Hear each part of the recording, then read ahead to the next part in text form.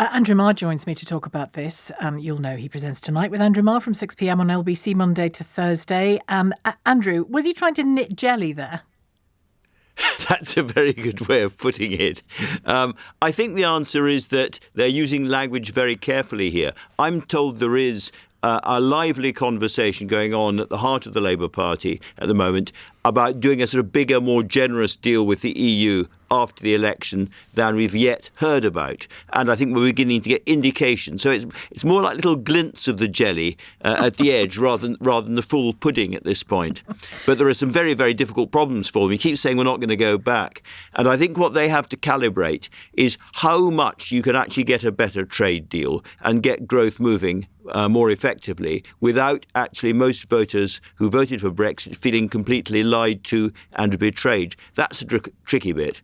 You know, Labour says again and again and again, the solution is growth. And they're right. If they don't get economic growth and quite quickly, then I think all their hopes, for public services, health and all the rest of it start to crumble very fast and they'll be seen as a failing government. They need to get growth.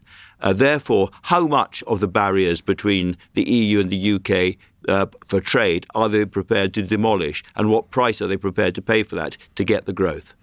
I was reading over the weekend a piece you wrote for the New Statesman that looked at this element of what Labour plans to do or might plan to do if they get into government along with others.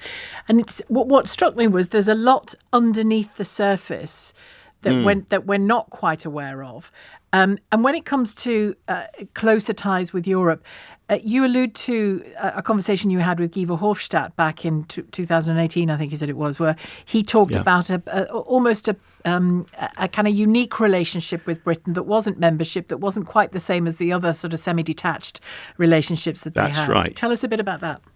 So what his argument was, look, you are politically very different from us. We don't want to be part of our political project. Reluctantly, sadly, we accept that. But you're not just like any other country. You're a massive market. You're a massive force right on our borders. And therefore, we need a special agreement with you in due course. And the phrase he used was association agreement. Now, he assumed that we would come back into the single market at that point, which I think is now very unlikely. But nonetheless, the idea is that you start off talking about things like our mutual interest in defence and security, looking at what's going on in Ukraine. You maybe expand that a bit to think about environmental security and green security.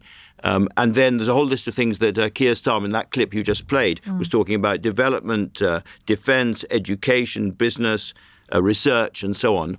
And bit by bit, you start to knit together a closer relationship, which will end up allowing a lot of the trade barriers to come down.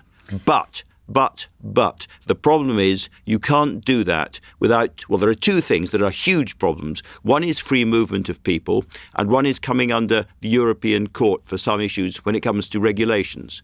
I think on free movement, Labour just cannot move on that without a huge backlash that's very, very dangerous now with reform doing so well around the country. I think on the European Court, it's a different matter, and they could go a bit further.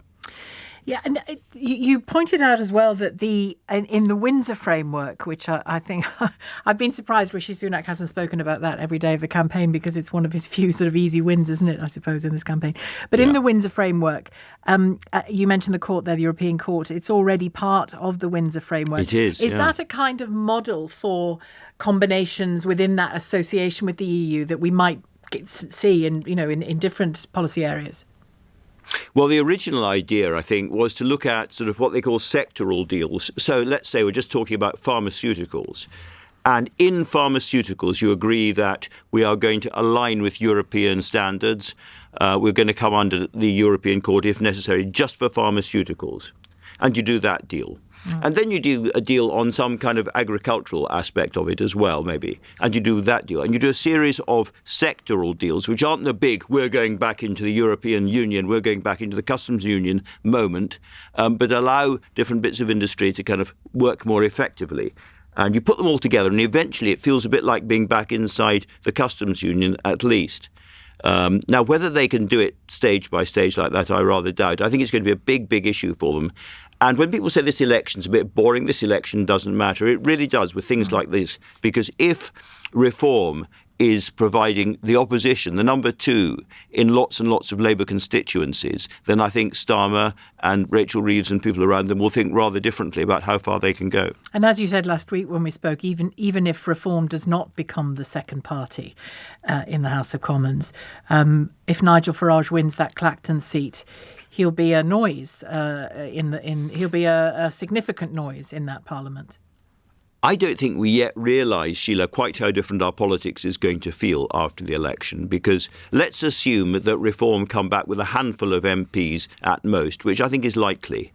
But equally likely that 1 in 5 people voting in the election have voted for Reform. That's a huge number, millions of people who will feel they're not being properly represented.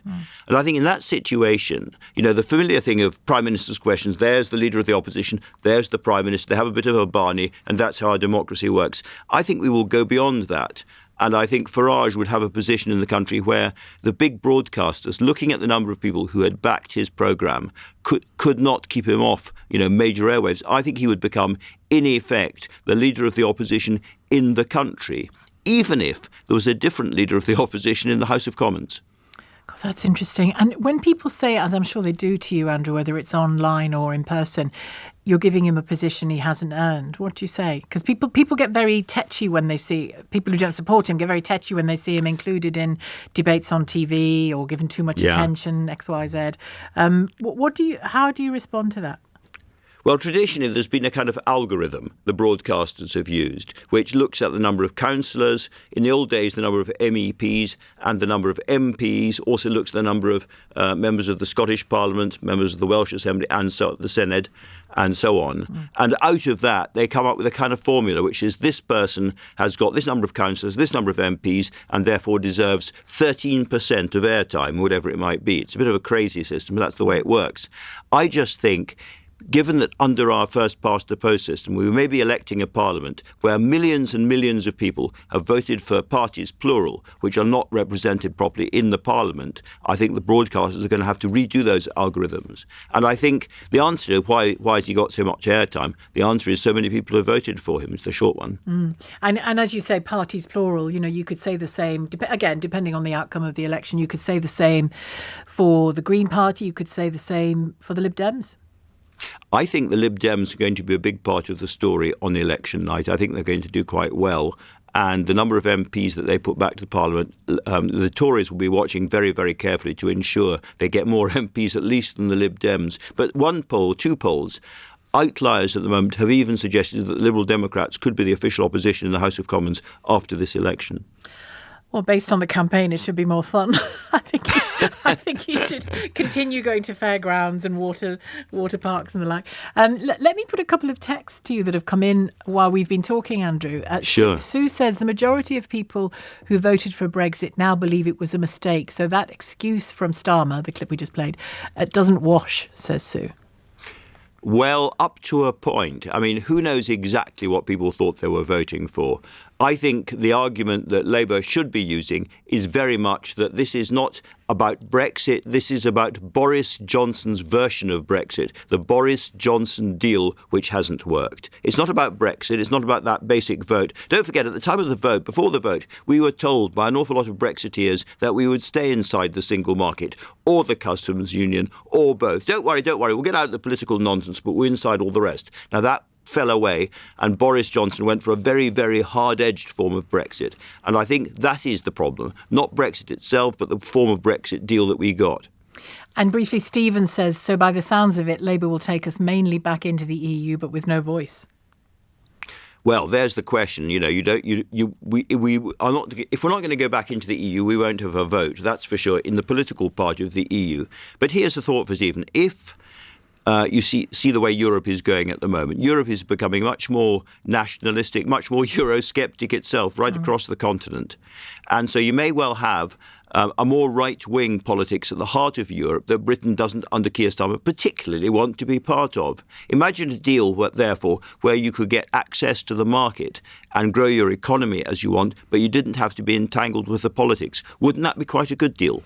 Well, I think I'm not mistaken in saying it was possible when we voted for Brexit, wasn't it? It just wasn't what we chose. There was somebody called Theresa May who tried to do something. I can't remember exactly. She did. Thank you, Andrew. Got into a bit of trouble. She did, trying hard, yeah. Thanks, Andrew. Andrew Marr, you can hear him tonight from 6 on LBC. And he mentioned the kind of election results we're going to see, or may well see, because, of course, we haven't voted yet.